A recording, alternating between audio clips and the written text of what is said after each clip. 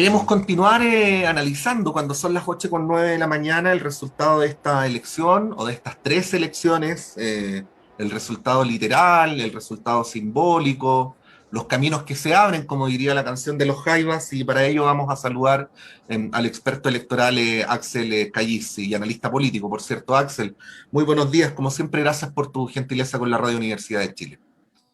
Hola, buenos días. Patricio está, ¿no es cierto? Sí. Sí, aquí estoy. Hola, buenos días. Helados días. Helados días, efectivamente. Yo tengo aquí la estufa casi pegada a mi Axel, así es que Sí, estoy... me tocó hacer un móvil hace unos minutitos al aire libre y te lo juro estaba congelado. Bueno, trata de tener un café para esta entrevista. ¿Ah? En eso estoy, me lo estoy tomando. Ya, me parece muy bien, estamos en la misma. Axel, ¿cuáles son los titulares de la elección de ayer? Yo diría que el gran titular es no saque conclusiones antes de tiempo. Ujú. Eso yo diría que es como el titular, titular slash aprendizaje, porque con una participación de solo el 19% promedio, no quiere decir grandes cosas. Yo diría que nos estamos como acostumbrando a escuchar muchas voces como totalizantes, como que si pasa una cosa, todo Chile va para allá, si pasa otra cosa, todo Chile va para allá, y las cosas no son así. Las elecciones son esencialmente eh, eh, movilización de electores en torno a personas, que esas personas para algunos representan ideas, para otros representan cosas de otro tipo. Entonces, lo primero, yo diría que el gran titular es no sacar grandes conclusiones, y después vienen las dos bajadas, que es la derecha está derrotada absolutamente en Chile, tiene una gobernación, y unidad constituyente está de vuelta. Yo diría que la ex concertación o ex nueva mayoría entra al juego, y yo diría que esas son como las dos grandes titulares de orden político. Ya, tratemos de hacer entonces atisbos de conclusiones, Axel, ya que no podemos sacar tantas conclusiones definitivas. Parece más o menos claro que en un sistema de voto voluntario, cuando la gente no va a votar, por ejemplo, en la región metropolitana, eso pasa en todos los distritos menos en el 11. Esa podría ser una conclusión, porque revisando los resultados, el crecimiento de cualquiera de los dos candidatos en la segunda vuelta en relación a la primera, más grande, pero por lejos, estamos hablando de un 127% de aumento en la votación, fue de Claudio Rego en el distrito 11. ¿Qué podríamos decir al respecto? Es que las elecciones, yo por eso mismo, las elecciones no es, a ver, una elección tiene que ver con la capacidad de movilizar personas. Todo el resto es política en el espacio público. Ajá. Entonces, cuando tú me dices, bueno, es que Orrego ganó por esta razón, entonces yo te digo, bueno, pero es que el apruebo en el plebiscito en Puente Alto votó cerca del 52% del electorado, y en Maipú, perdón, y en la Florida también votó mucha gente ayer. Es decir, acá no es un problema, y lo quiero decir en términos bien neutros, no es un problema del distrito 11, el problema lo tiene el resto de Santiago o el resto del país que no vota. No sé si me logro explicar. O sea, no es el distrito 11 no tiene ningún problema, van a votar y ejercen. El problema lo tenemos todo el resto que no vivimos en el distrito 11 o no vivimos en las tres comunas, Ujú. que Sí. necesitamos que esté muy polarizado, necesitamos muchos incentivos y necesitamos tener condiciones políticas bastante altas para que nos vayamos a votar. Entonces, y eso, y te lo quiero decir, no lo va a resolver el tema de la calidad de la política del voto obligatorio, porque con el voto obligatorio va seguramente a aumentar la participación, pero la política en sí, es decir, los partidos, los rostros, la renovación, las ideas, los proyectos, no van a mejorar por el hecho que sea obligatorio el voto. Entonces, ojo con tapar el síntoma. Eh, lo que tenemos ayer es que la gente del Distrito 11 se movilizó, pero Orrego, y aquí es muy importante las conclusiones que podamos sacar, que son conclusiones, ojo, de muy corto alcance, porque votó muy poca gente. Por lo tanto, todo Ujú. lo que podamos decir tiene que tener ese contexto. Ñuñoa no es que sea una comuna absolutamente esquizofrénica que vota por el apruebo, después elige a una alcaldesa que se llama Emilia Ríos del Frente Amplio y después, 3 semanas después, 4 semanas después, se transforma y vota por Claudio Rego. No, es que las cosas actualmente, en términos de coherencia, ya no son como eran antes. Las comunas tienden, digo, en general no las comunas, los proyectos políticos tienden a estar encarnados en personas y las personas están votando, valga la redundancia, por personas. Por lo tanto, lo que sucedió en Ñuñoa es una muestra de eso. O sea, Ñuñoa eligió durante 5 periodos a la derecha y luego elige al Frente Amplio y ahora elige por Orrego. No quiere decir que tengamos que encerrar a Ñuñoa en un hospital psiquiátrico por votar de tan forma distinta. Lo que tenemos es que Ñuñoa va optando de acuerdo a los proyectos y las personas que se van presentando. No sé si me explico. Para que No, muy bien, Axel. Porque mira, fíjate que Karina Oliva, por ejemplo, ganó en todas casi en todas o en todas las comunas populares de la zona urbana. Otro sí, cuento es en pero la zona rural. unas populares que tú me estás nombrando con una bajísima participación. Exactamente, ese es el punto, Esto ¿no? es lo que estoy diciendo. Karina Oliva no fue capaz de movilizar a los jóvenes que se habían movilizado para el plebiscito, ni al otro contingente que se había movilizado para en mayo para elegir los constituyentes. Entonces, lo que tenemos que hacer en la pregunta es, bueno, ¿cuál fue la campaña, el diseño de campaña que tuvo Karina Oliva que no logró movilizar a los propios? No sé si me explico. Sí, Logró sí. movilizar a las personas que votan siempre. No, está bien. Ahora, Axel, como estas cuestiones no tienen una sola explicación y obviamente estamos ahí construyendo colectivamente una reflexión sobre lo que pasó, es evidente que una parte de la explicación, porque esta es una competencia entre personas, no tiene que ver con los méritos de los candidatos y de repente no hay que darse demasiadas vueltas para decir que el mérito de un candidato es el que le permite ganar sobre otra opción, digamos. O sea, eso es como, es parte evidente del análisis.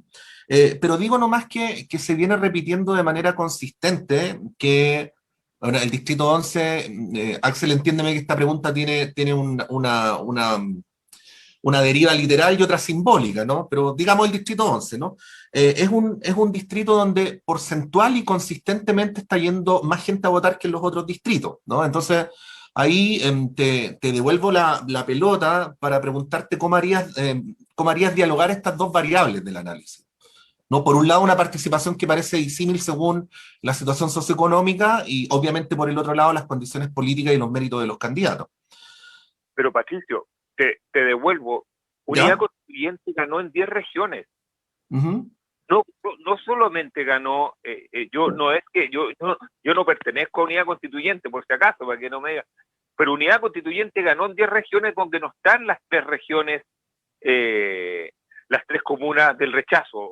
No, Axel, es que yo te estaba preguntando solo por el RM, después quería pasar a nivel nacional. No estoy haciendo una conclusión de carácter nacional sobre la elección de la RM, solo te estaba preguntando por eso, para precisar.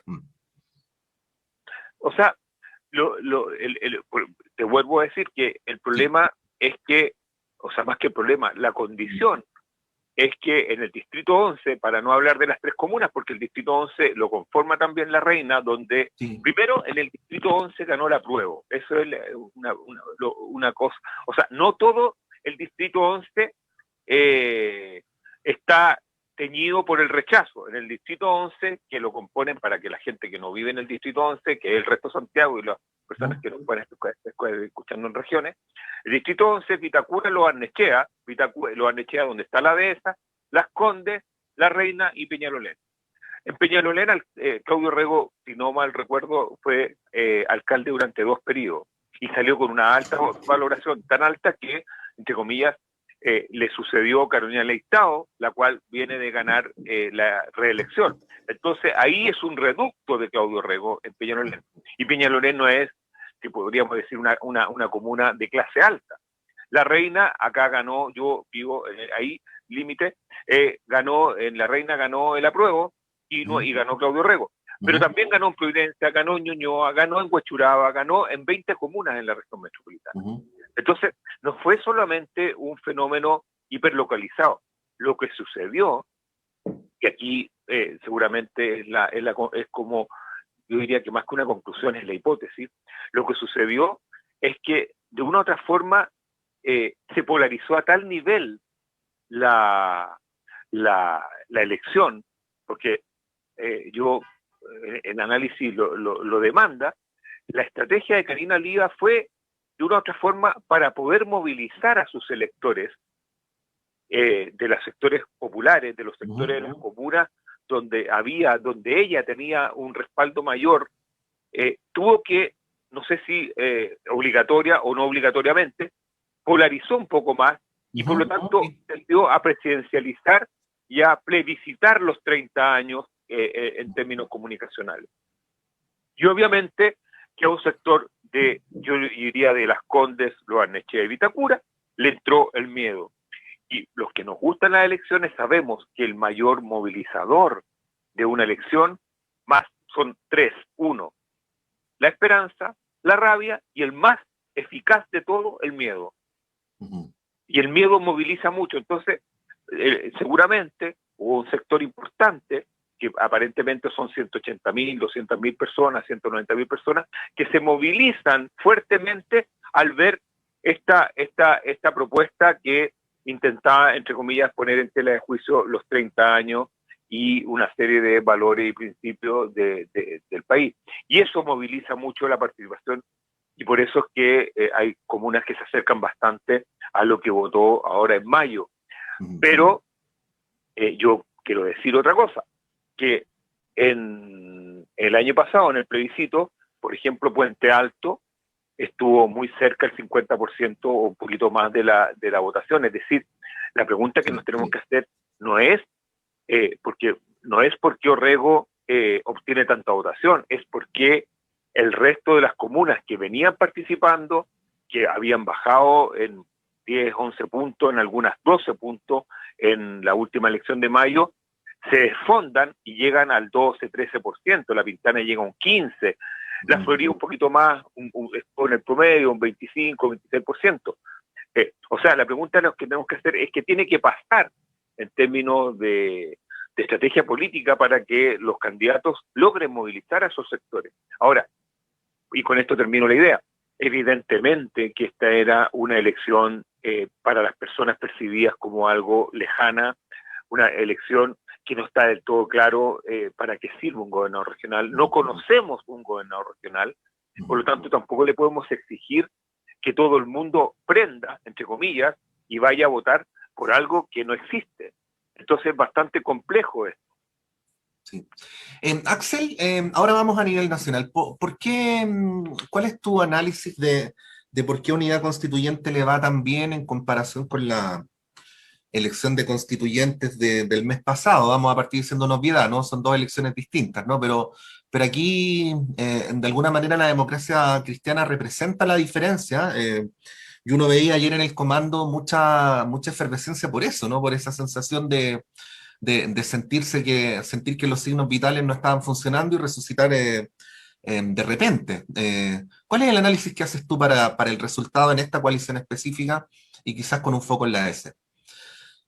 A ver, no es, voy a decir algo que es absolutamente contraintuitivo.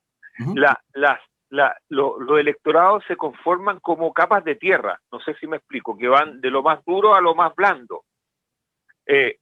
Unidad Constituyente no es que haya, aquí voy a decir algo que no es que haya ganado porque cambiaron las condiciones. Lo que pasó es que votó Unidad Constituyente y tiene un atributo que está absolutamente impoluto o no está alterado, que tiene una muy alta capacidad de mover públicos duros, o sea, llamémosle las primeras capas de tierra, los más duros. Y evidentemente que cuando entran a votar más personas, se diluye ese resultado. Ayer lo que tuvimos en todo el país es que como votó solamente el 19%, en términos comparativos, fueron a votar las capas más duras de los electorados. Y ahí Unidad Constituyente tiene una musculatura electoral y territorial que sigue siendo importante. Es el bloque que tiene más concejales, es el bloque que tiene más alcaldes, es el bloque que logra movilizar. Si tú sobre ese 19% de ayer le metes más capas de tierra y llega al 40, obviamente que el impacto de unidad constituyente sería otro. Y es más, si tú le agregas del 40 al 50, el impacto va a ser absolutamente otro. Entonces, aquí, por eso mismo, el contexto de esta conversación es que es una conversación sobre el 19%, por lo tanto, las conclusiones que podamos sacar son bastante de corto alcance. Así como tú me puedes decir, bueno, pero el titular es que la derecha desapareció. Sí, desaparece en un contexto del 19%, pero todos sabemos que la derecha, porque lo demostró en mayo, tiene un 32-33% en concejales y la derecha tiende a tener más porcentaje. Entonces acá no es que Unidad Constituyente se convirtió nuevamente en la vedette, en la atracción, que desapareció la derecha, o la lista del pueblo en mayo se transformó en algo mayoritario. Todas estas conclusiones son elementos móviles en unas elecciones donde va votando muy variada la cantidad de personas. Entonces hay que ser súper riguroso en el foco que ponemos cada una. Sí, es verdad, es verdad. Yo tampoco soy de la idea de que los pueblos cambian políticamente de manera tan drástica de un día para otro, ¿no? Estos son procesos. Si pudiéramos leer esta elección en clave presidencial y con todas las limitaciones que tú nos has prevenido en esta entrevista, Axel, ¿qué podríamos decir? Yo diría que son más simbólicas que electorales, porque como nuevamente votó muy poca gente, acá las imágenes son mucho más potentes. Yo diría que una de las principales claves en términos presidenciales es que la democracia cristiana tiene candidata y puede tener una candidata competitiva, porque la democracia cristiana tiene una musculatura electoral que ante escenarios estrechos puede funcionar. Yo diría que la otra conclusión es que la derecha no está muerta. Si alguien cree que la derecha está muerta, está disvariando. Y yo diría que más que una conclusión presidencial es que Apruebo Dignidad tiene que hacer una evaluación bien profunda de la estrategia electoral que eligió Karina Oliva. Y ahí, porque polarizar cuando no se tiene tan fidelizado a los públicos es de muy alto riesgo. No sé si me explico. Es decir, llevar la elección a nichos. ¿Aló? Sí, Axel, te escuchamos perfecto. Llevar la elección a ciertos nichos que no necesariamente van a participar es un riesgo bastante alto.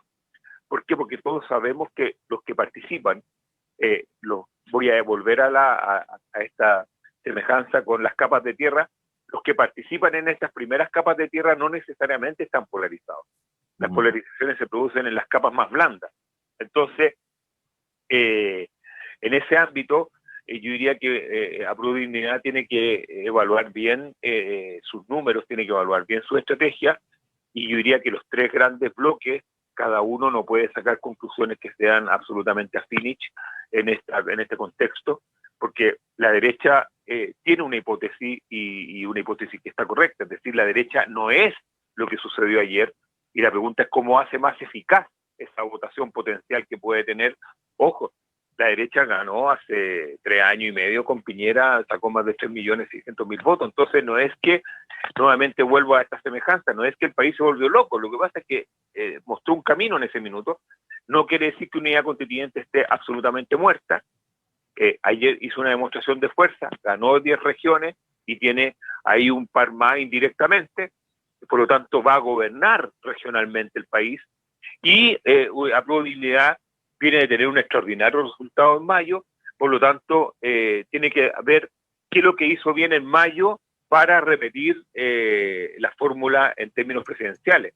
Acá, y con esto termino porque tengo que ir a otro compromiso. Sí, era yo el que te estaba apoyando la hora, se la habíamos dicho 8:28, así es que... Sí, es cortito. Sí, Ojo, sí. acá lo más relevante es que vamos a tener un laboratorio en julio, que es el 18 de julio, donde vamos a poder comprobar las capacidades de movilización de los dos bloques, el de derecha y el de Apruebo Dignidad, o el de izquierda, llamémosle. Y ahí vamos a ver quién es quién. Es decir, teniendo el antecedente que en el 2017 la derecha logró movilizar sobre 1.000.000 de personas, 1.300.000, y lo que era el Frente Amplio en ese momento, sin el Partido Comunista, logró movilizar cerca de 600.000 electores. Así que ahí vamos a tener el laboratorio y con eso vamos a poder empezar a completar el puzzle, como yo le llamo. Bueno, habíamos convenido esta hora para finalizar la conversación con Axel Calliza. Axel, como siempre, muchas gracias por tu amabilidad. Y como tú dices, estamos en un análisis en construcción, ¿no? Así es que muchas gracias por estas primeras y lúcidas ideas. Que estén muy bien.